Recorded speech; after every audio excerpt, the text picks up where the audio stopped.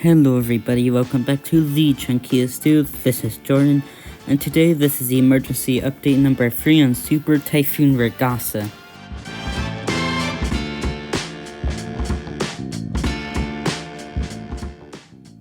Typhoon Ragasa has continued to rapidly intensify into a Category 5 typhoon with sustained winds of 160 miles an hour, and it's expected to continue to intensify to 165 miles an hour later today, and won't be surprised if it peaks at around 175 miles an hour.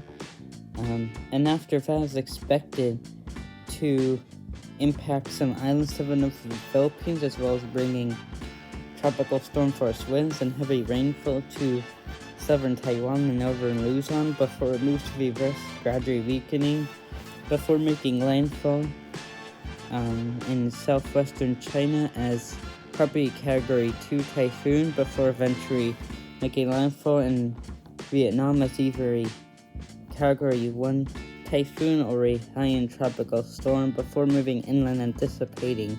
Anyways, let's get straight into this emergency update on Super Typhoon Ragasa.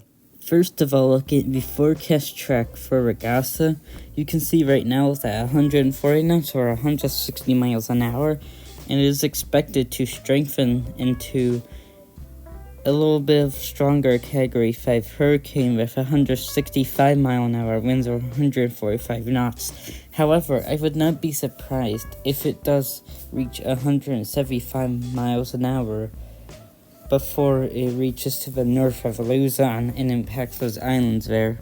Eventually it will start weakening gradually, and eventually it will pass to the south of Hong Kong as a Category 4 typhoon before eventually making landfall in southwestern China, probably either as a Category 2 typhoon or a low-end Category 3 typhoon. It's really too early to tell, and they don't have it in this forecast track, but it will make landfall in Vietnam, probably either as a typhoon or a high-end tropical storm there, as you see, before eventually moving inland and dissipating over Laos.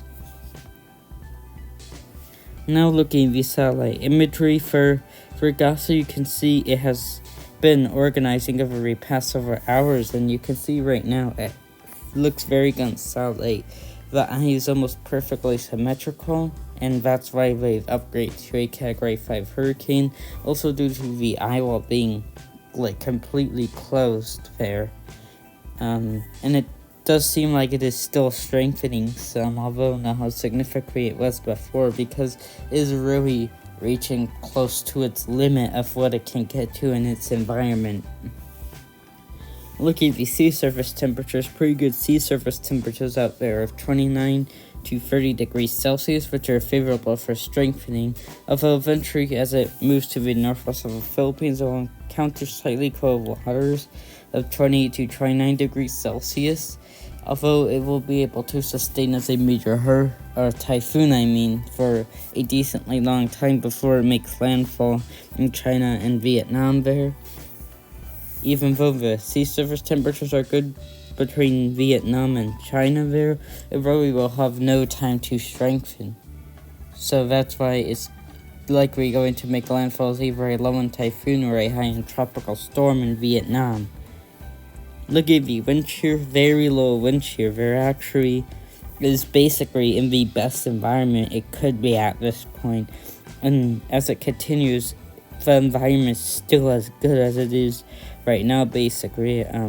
This system should not have any issues until it really starts getting close to landfall in China, where it could get sheared a little bit, but still will be a significant system for anyone in the path. Look at the ocean heat content. You can see by its strength we have really good ocean heat content to the northeast of Luzon and to the east of Luzon there. That's why it's strengthening so much. But as it moves to the west of there, not a lot of ocean heat content. That's why it gradually weakens. And then as it moves between Vietnam and China, you don't have a good look for it, but there's basically none, and it won't be able to strengthen. It'll just keep weakening before it makes landfall in Vietnam. Looking at some models here, here's the HWRF. You can see it has it peaking at 145 knots, which is online with the GTWC, you can see one of the islands here actually gets impacted by some Category 4 strength winds, and another one, I think, down there too. You can see it has it then moving off to the northwest and making landfall much further east of the GTWC is expecting. That's probably like Hong Kong area. And that would be as a Category 3 or 4 typhoon there, before it moves inland and eventually dissipates. Looking at the HAFSA, you can see right now it's pretty accurate. This one has it becoming 150 knots, which would be 105 miles an hour, which I wouldn't be surprised if that happens.